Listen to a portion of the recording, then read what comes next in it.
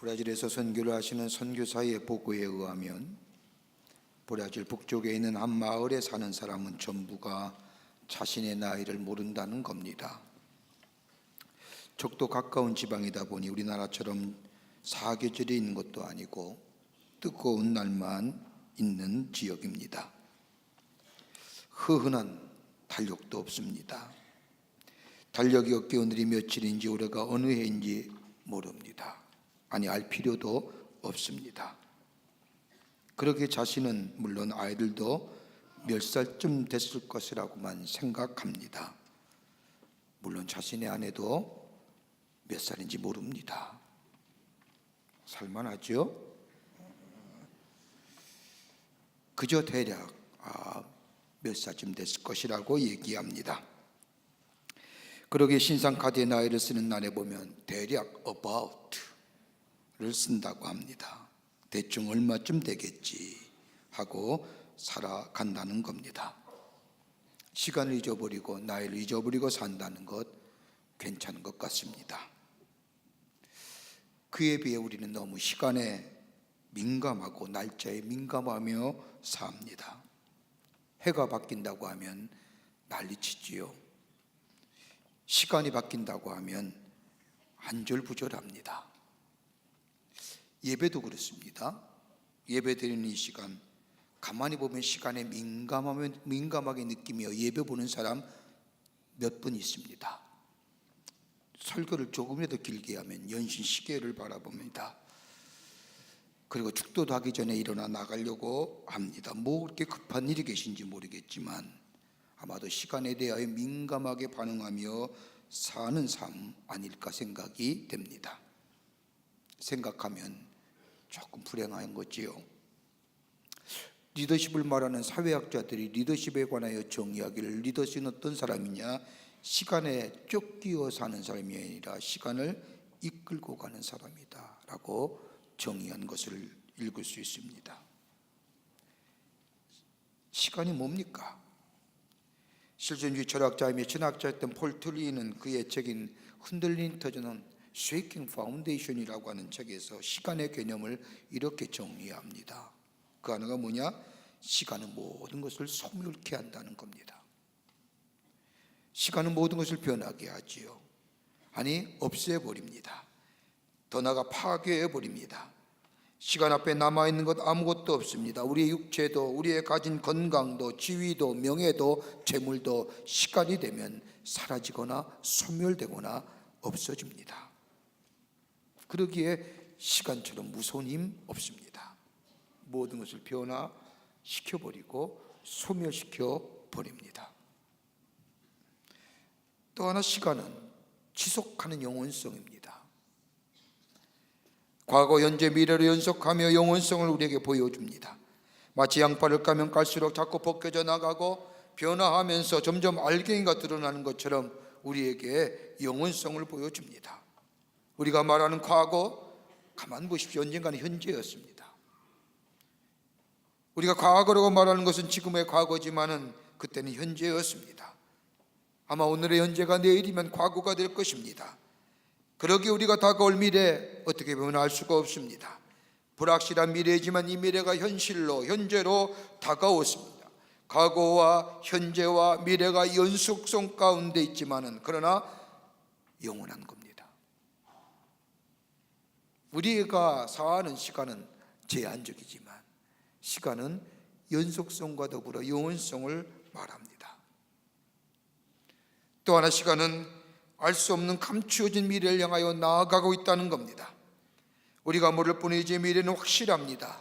확실하게 다가올 미래를 향하여 가고 있다는 겁니다. 향하고 있는 미래에는 의미가 있고 목적이 있고 목표가 있습니다. 이것이 시간입니다.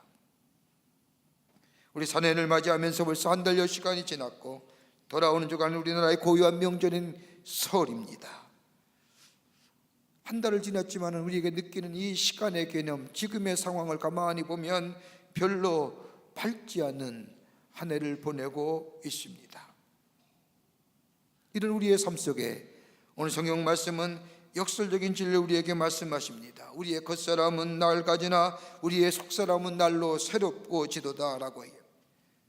우리의 겉사람은 낡아지나 우리의 속사람은 날로 새로워지도다. 이 말 속에는 다름이 아니라 생명의 의미가 이 속에 담겨져 있습니다. 다른 말로 표현하자면 우리의 생명은 후패해가나 우리는 또 다른 생명은 날로 새로워져 간다는 것.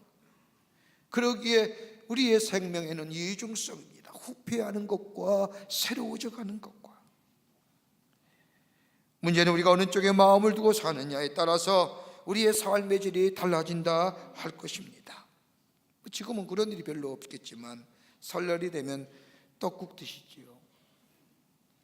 어린아이 때 제가 우리 부모님에게 듣는 말씀에 의하면 떡국 먹으면 한 살 더 먹는다고 해서 떡국 많이 먹으라 얘기하십니다.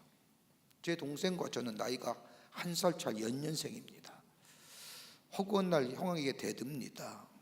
어렸을 때 얼마나 속이 상했는지 부모님이 떡국 한 그릇 먹으면 한 살 더 먹는다고 해서 한 살 차보다 나이가 좀 더 격차를 늘려야 되겠다고 생각을 하고 세 그릇까지 먹은 적이 있습니다.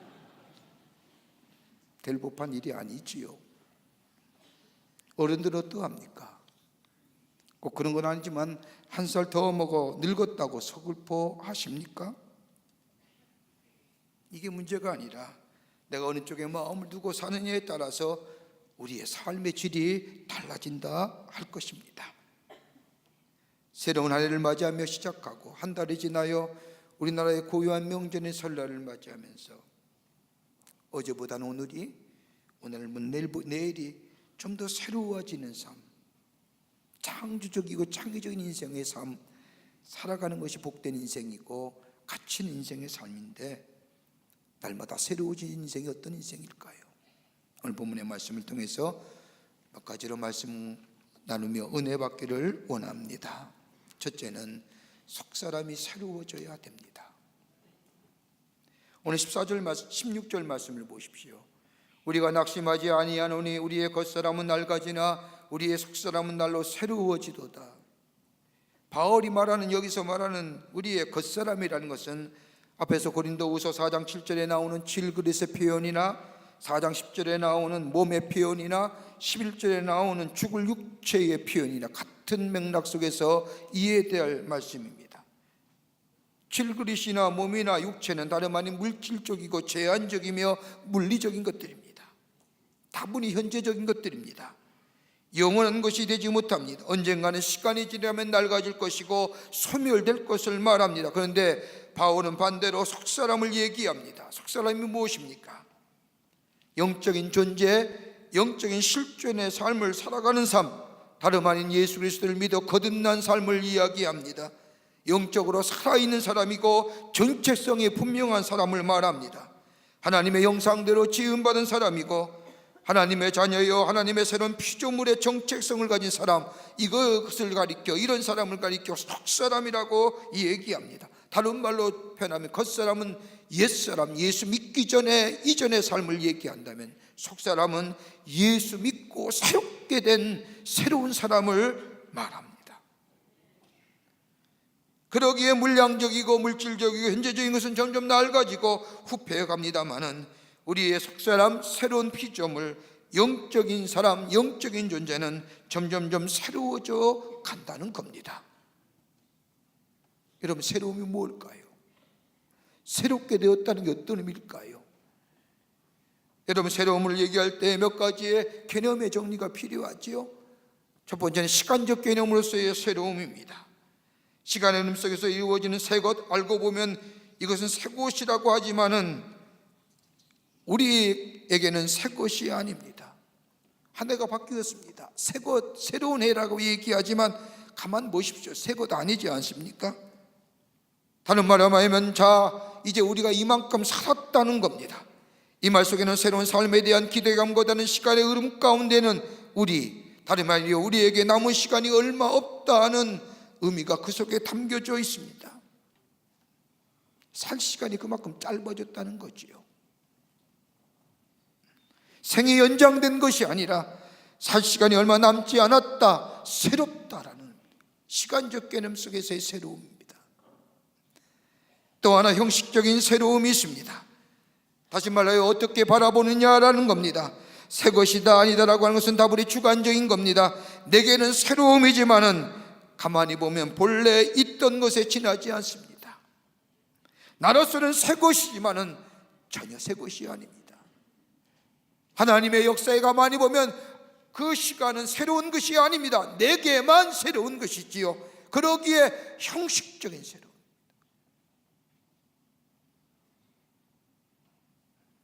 또 하나 있습니다. 소속적인 개념으로서의 새 것입니다. 한번 쉽게 얘기 드릴까요? 여러분, 결혼하지 않는 처자가 있습니다. 옛날에는 이런 분을 뭐라고 부릅니까? 이런 조심스럽습니다. 단어가 막 노처녀입니다. 노처녀라 부르지 않습니까? 그런데 어느 날 이 노처녀인 처자가 결혼했습니다. 결혼한 순간 이 처자는 뭐가 됩니까? 세댁됩니다. 지금까지 친정에서 친정 식구들하고 같이 살다가 자신을 낳아준 부모에게 어머니 아버지라고 부르던 이 처자가 결혼한 순간부터 전혀 보지도 못했던 알지도 못했던 사람에게 아버님, 어머님이라 부릅니다. 신분이 달라졌지요. 그래서 새로운 신분이 된 것입니다. 이건 시간적 개념과는 상관이 없습니다. 형식적인 새로움과도 상관이 없습니다. 내 소속감이 달라짐으로써의 내 새로움입니다. 또 하나 있다고 한다면 존재와 속성적 의미로서의 새로움입니다. 그의 생각과 그의 속성에 과거에 속한 것일 때에 낡은 것이고 옛 것이요, 그러나 미래의 지향적이고 미래에 속한 것일 때에 새 것이라 부릅니다. 죽음 가운데 있을 때에 낡은 것이고 새로운 생명에 속한 것일 때에 새 것이라 부릅니다. 한번 보시죠. 시계와 콩이 있습니다. 콩과 시계를 놓고 보면 시계가 훨씬 비싸지요. 이 시계에 비하면 콩나무는 가치가 없습니다. 교환에 갖추는 시계가 아주 비싸고 아주 족한 것이지만, 그러나 시계를 보면 오늘부터 이 시계는 낡은 것입니다. 그러나 콩은 보잘것없지요. 죽은 것 같습니다. 그러나 이것을 땅에 묻어 넣으면 싹이 나고 다시 생명이 돋습니다. 새 것이 됩니다. 살아있는 것이 새 것이고 죽은 것은 낡은 것입니다. 이게 존재와 속성적 의미로서의 새로움이 갖는 겁니다. 바울이 오늘 그 얘기하는 겁니다. 예전에는 살아있는 것 같았지만, 내게는 숨을 쉬고 내 심장은 뛰는 것 같지만 내 영이 죽었기에 옛사람, 죽은 사람이었습니다. 살아있는 것 같지만 생명이 없었습니다. 그러나 예수를 믿고 나서 새로워졌습니다. 내 가치관이 새로워지고 내 세계관이 새로워지고 내 인생관이 새로워졌습니다. 내 삶의 주인은 내가 아니라 예수임을 고백합니다. 성령에 따라 삽니다. 매일매일 주님과 깊은 관계성 속에 인격적인 만남을 통하여 예수님이 나의 삶의 주인 되심을 매일매일 고백하며 삽니다. 그런데 가만 보십시오. 우리의 물질적이고 물량적인 것들은 자꾸 낡아져 갑니다. 없어집니다. 그런데 그리스도의 삶은 비록 우리의 물량적이고 물질적인 것은 사라지고 없어져 간다 할지라도 내 안에 거듭난 생명, 속사람의 생명은 예수 그리스도에 인하여 매일매일 새로워진다는 겁니다. 하나님의 말씀 속에서, 하나님과 인격적인 교제 속에서, 하나님과 깊은 만남 속에서, 그러기에 더더욱 하나님께 가까이 나아가기에 오늘 성경 말씀처럼 우리의 겉사람은 낡아지나 우리의 속사람은 날로 새롭도다라고 하기에 우리는 실망하지 않는다는 겁니다. 나로 새로워지는 거예요. 여러분, 사람들이 낙심한 이유가 어디 있을까요? 여러분, 자신에게 집착하는 사람은 쉽게 낙심합니다. 부분만 생각하는 사람입니다. 전체를 생각하는 사람은 마음이 새로워집니다. 여러분, 올해가 우리나라가 3.1절 만세운동 부른 지 100주년 되는 해입니다. 여러분, 나라의 자주와 독립을 위해서 가장 앞서서 만세운동을 불었던 종교가 기독교인데 그 당시에 기독교 인구가 전체 인구의 2%에 불과했습니다. 20만? 많게는 30만 정도랍니다. 이 땅에 기독교인이 얼마 안 됐지만 나라의 자주와 독립을 위해 가장 앞서서 만세운동을 벌이며 많은 희생과 고통을 당했던 종교가 기독교입니다. 이 자유와 독립은 나라를 사랑하는 마음이 있었기에 나 자신의 부귀와 나 자신의 안위를 위한 것이 아니라 나라가 먼저 생각하고 전체를 생각하고 그 다음에 나라는 존재를 생각했기에 이 땅에 자유와 독립이 있었던 겁니다.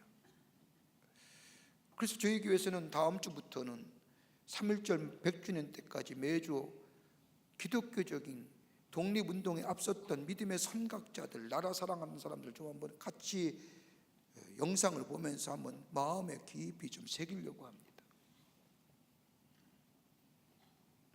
나만 생각하면요 낙심하지요. 전체를 생각하는 겁니다. 나 하나만 생각하면 문제가 되지요.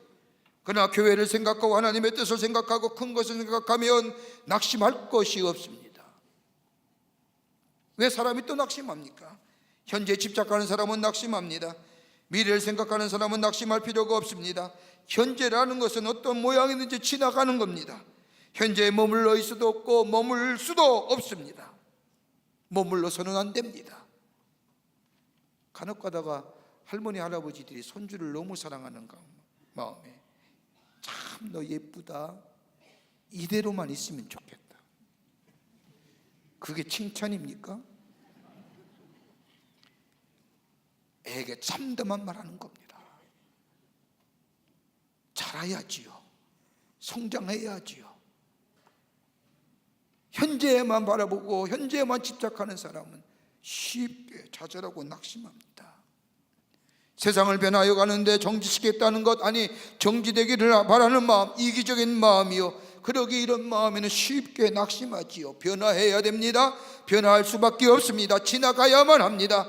그러기에 지나가는 것에 아쉬워하는 것이 아니라 다가올 미래를 바라보며 사는 사람에게는 결코 낙심하지 않습니다. 또 하나 있죠. 부분만 보는 사람은 낙심하지요. 전체 속에 전체를 보며 부분을 생각하는 사람은 결코 낙심하지 않습니다. 부분을 보면서 내가 하는 일은 작은 일이로되 이 일로 인하여 큰 일이 이루어지겠다고 믿는 사람, 저 큰 일을 위하여 내가 작은 부분을 담당하고 있다고 생각하는 사람, 낙심하지 않습니다. 육체의 쾌락에 매이는 사람 낙심합니다. 왜요? 육체적인 것이 자꾸 낡아지고 늙어져 가기 때문입니다. 오늘 성경 말씀대로 영적인 것, 신령한 세계를 바라볼 수 있는 시각이 없으면 이 세상 가만히 보십시오. 낙심할 수밖에 없습니다. 물질적인 세계에 집착하면 낙심하고, 물질이 없어진다, 소유주가 바뀐다, 퇴보한다, 점점점 멀어져 간다, 낙심합니다. 그러나 다가올 미래를 바라보며 하나님의 약속의 성취를 바라보며 사는 삶에는 낙심함이 없습니다. 또 하나 있지요. 겉만 보는 것 낙심하지요. 겉만 보는 사람은 낙심하는 날매에 자꾸 겉은 변하기 때문이지요. 그러나 속을 보는 사람은 낙심하지 않습니다. 한 나무의 잎이 떨어지는 것을 보는 사람, 그것을 보면서 안타까워하며 멜랑꼴리에 빠지는 사람이 겉사람의 모습입니다마는 그 낙엽이 떨어짐으로 인하여 다음 해에 생명의 역사가 일어남을 보는 사람, 이 속사람입니다.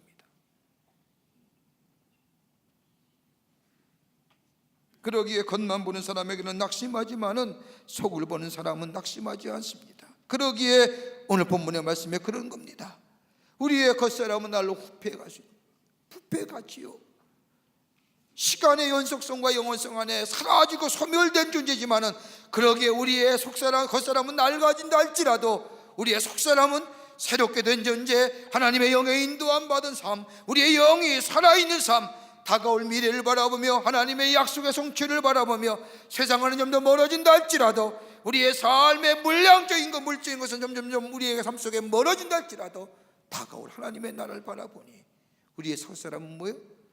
날로 주님의 말씀 안에서, 주님과 교제 안에서, 주님과의 기도 속에서 새로워진 은혜, 이게 바로 그리스도인의 삶이요, 새로워지는 인생인 줄 믿습니다. 두 번째는요, 환난은 경한 것이고 영광은 중한 것이라는 겁니다. 오늘 17절 말씀을 보십시오. 우리가 잠시 받는 환난의 경한 것이 그게 크고 영원한 영광의 중한 것을 우리에게 이루게 함이니라. 환난은요 경한 것입니다. 문제될 것이 없습니다. 다가올 영광의 중한 것을 생각하면 이 환난은 아무것도 아니라는 겁니다. 여러분, 환난은 잠시 지나가는 겁니다. 이 환난이 있어야만 이 영원한 영광의 중한 것이 우리에게 임한다는 겁니다. 예수님이 십자가에 지심으로 그 고난을 당함으로 영광이 그에게 임한 것처럼 우리의 십자가의 고난, 우리 안에 이것을 넉넉히 감당하게 될 때에 부활의 영광에 참여하는 것처럼 고난은 경한 겁니다. 기독교사의 유명한 아우구스티누스는 하나님의 도서이란 책에서 이렇게 말합니다. 고통이란 동일한 것이다. 누구에게나 고통이란 있고 동일한 것이로되 고통을 당하는 사람은 동일하지 않다. 악한 사람은 고통 속에서 하나님을 비방하고 원망하고 모독하지만 선한 사람은 고난을 통하여 하나님을 찾고 하나님을 알고 궁극적으로 하나님을 찬양하게 되느니라. 고통이라는 것 같은데 대하는 사람은 다르다는 겁니다. 다른 말로 말하면 고통의 큰 틀은 같은데 어떤 자세로 고통을 대하느냐에 따라서 결과가 달라지고 고난의 의미가 달라진다는 겁니다. 여러분, 우리가 당하는 고난이 어떤 고난입니까? 아마도 대체로 세 가지의 고난의 성격을 얘기할 수 있을 겁니다. 하나는 애매하게 당하는 고난. 내가 하지도 않은데 내가 당하는 고난이 있지요. 또 하나 있습니다. 죄가 있어 당하는 고난. 내 책임이지요. 나로 인해 인한 고난입니다. 또 하나 있다고 한다면 의를 위하여 스스로 선택하는 고난입니다. 아마도 고난의 성격 가운데 이것에 외회된 것은 없을 겁니다. 어떤 고난이든지 애매하게 당하는 고난이나 아니면 내 죄의 결과로 인하여 당하는 고난이나 아니면 의를 위하여 선택한 고난, 이것에 포함됩니다. 그런데 가만 보십시오. 이 고난이 얼마나 힘이 듭니까? 내가 당하는 고난이 가장 힘든 겁니다. 내가 당하는 이 고통이 가장 힘든 고통입니다. 다른 사람과 비교할 것이 못 됩니다. 이 고난은 어떤 무게보다 가장 무겁고 견디어내기가 버겁고 힘이 듭니다. 그럼에도 불구하고 이 고난을 당하는 그리스도인의 삶에는 귀한 신앙의 고백이 있습니다. 고난은 하나님이 우리에게 주시는 또 다른 은혜의 귀한 기회라는 겁니다. 여기에 하나님의 능력이 있고 이 고난 속에 하나님의 지혜가 있으며 이 고난 속에 하나님의 사랑이 담겨져 있고 더 나아가 이 고난 속에 하나님의 축복이 담겨져 있다는 겁니다.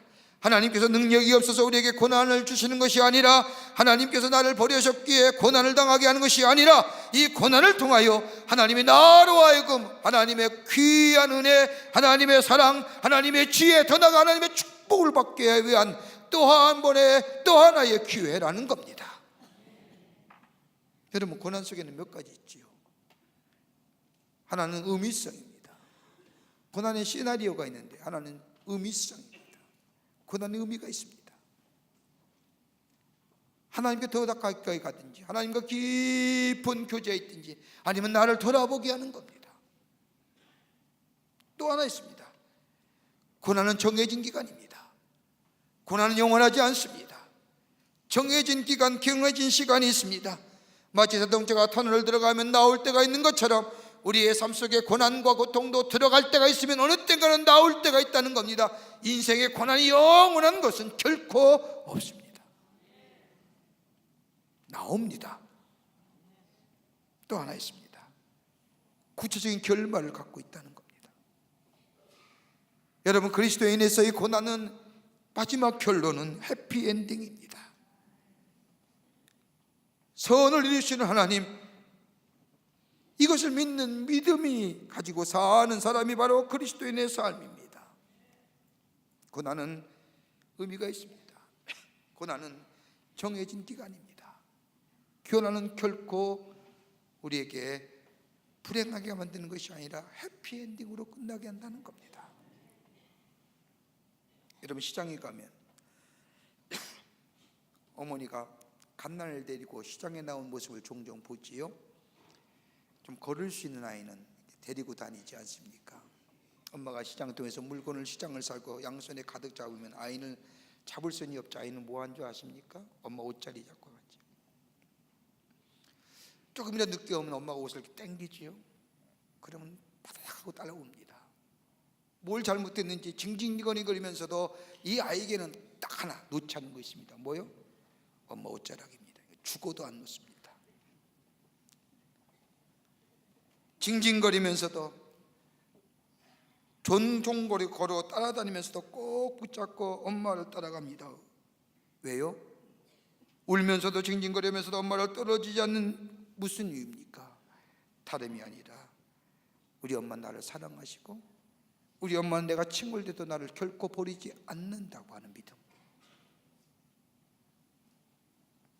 그러게 로마서 8장 32절의 말씀을 보면 자기 아들을 아끼지 아니하시고 우리 모든 사람을 위하여 내어주시니가 어찌 그 아들과 함께 모든 것을 우리에게 주시지 아니하겠느냐라고 하는 말씀처럼 우리를 위하여 예수님을 보내주시고 우리의 죄를 위하여 십자가에 달려 돌아가게 하시고 우리를 위해 아낌없이 다 주신 그 하나님의 사랑, 우리인들 그 사랑을 주시지 않겠느냐는 것. 그러기에 고난은 나를 향한 하나님의 사랑을 깨닫는 하나님의 시나리오예요. 더 나아가 깊은 인격 차원에서 하나님을 만날 수 있는 또 다른 opportunity, 기회예요. 그 고난을 통해 나를 성숙해 하시는, 나를 새롭게 하시는.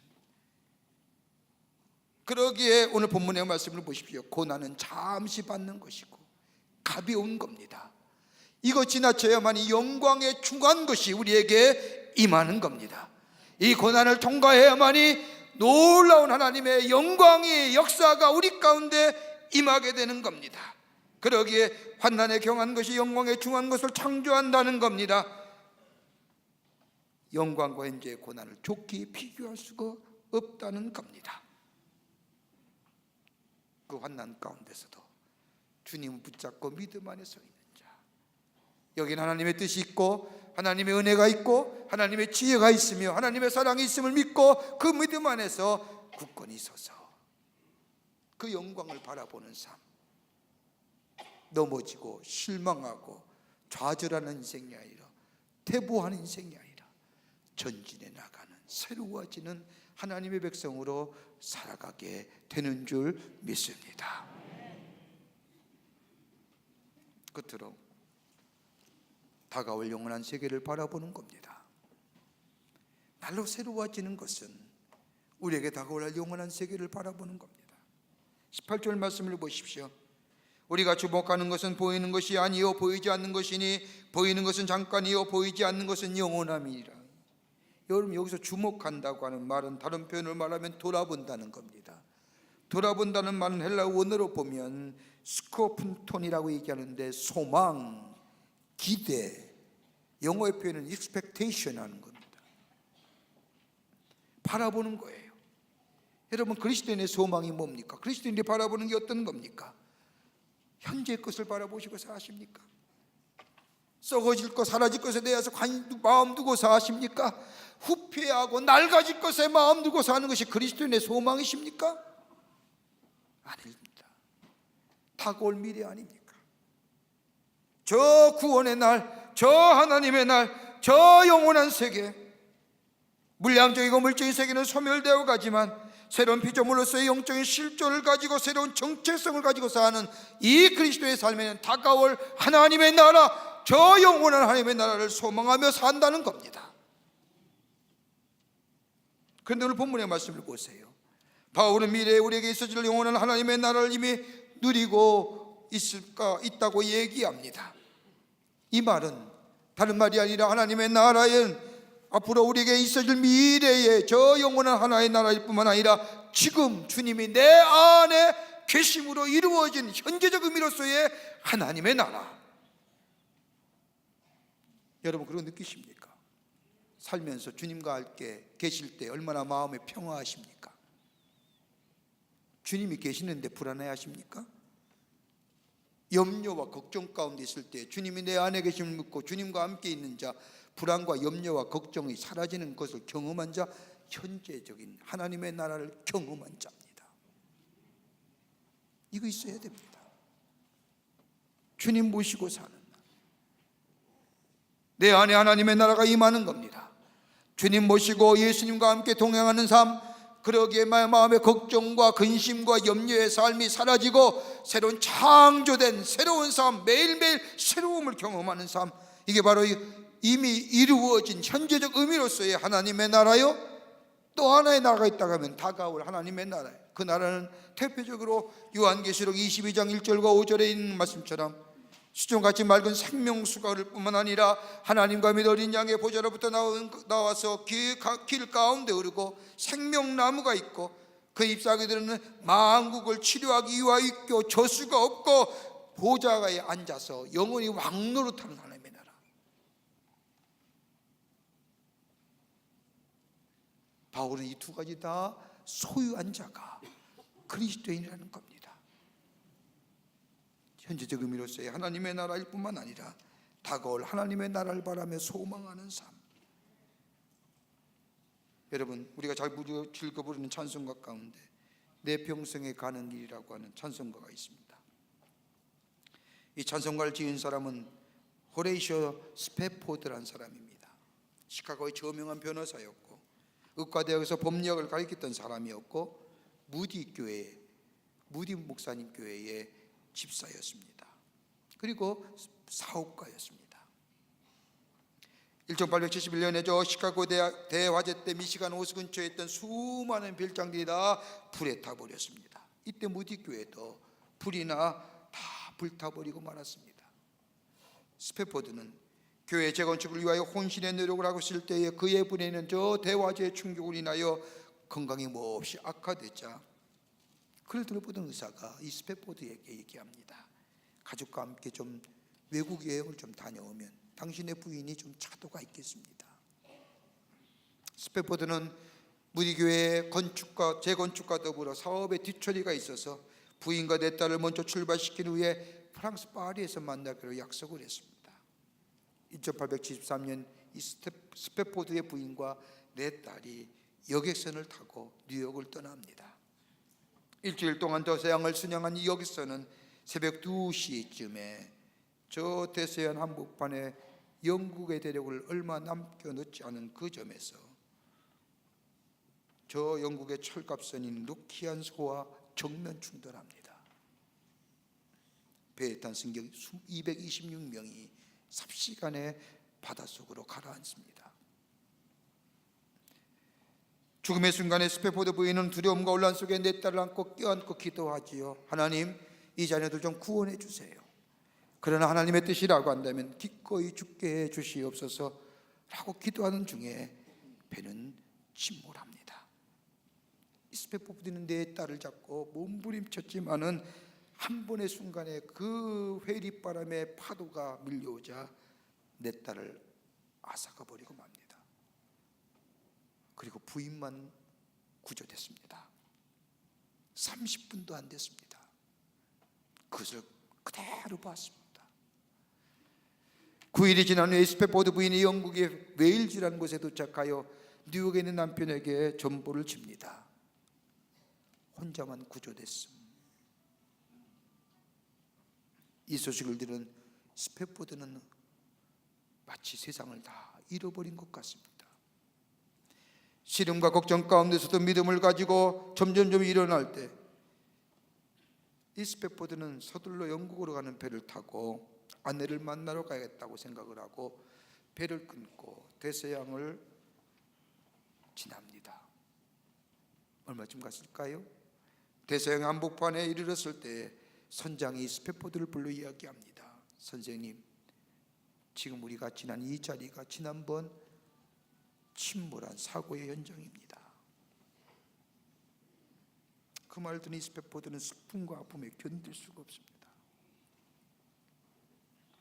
마치 내 자신의 내 딸이 마치 살아 올라올 것만 같습니다.